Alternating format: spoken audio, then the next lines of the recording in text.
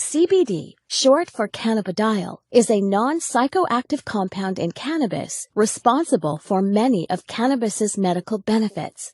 On the other hand, THC, short for tetrahydrocannabinol, is the psychoactive compound in marijuana that causes the high associated with cannabis use. They are two completely separate cannabinoids, which are a class of chemical compounds that interact with special receptors in our body called cannabinoid receptors. Dr. Sanjay Gupta, an American neurosurgeon and CNN's chief medical correspondent, changed his stance on the prohibition of cannabis while investigating its powerful therapeutic properties and witnessing CBD successfully treat Americans. He shocked mainstream America, saying, "We have been terribly and systematically misled for nearly 70 years in the United States, and I apologize for my role in that." Through Dr. Gupta's review of the history of cannabis, he found that it has been a legitimate medicine for at least 3,000 years.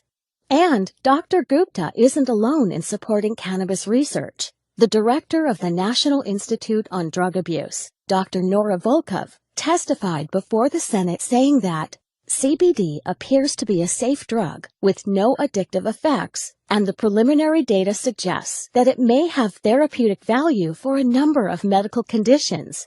Research has shown that CBD can influence many conditions and bodily functions, including inflammation, neuropathic pain, autoimmune disease, energy regulation, metabolism, reproductive function, appetite, depression, anxiety, and even cancer.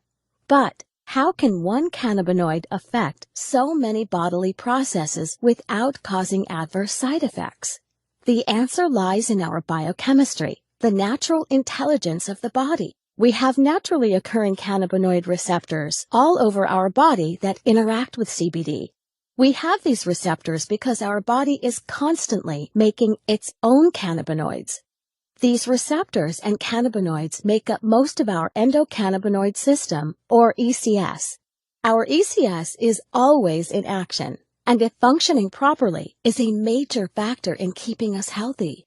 Many doctors now think that some people suffer from an endocannabinoid imbalance, known as clinical endocannabinoid deficiency, or CED. People suffering from CED may benefit by supplementing with cannabinoids such as CBD.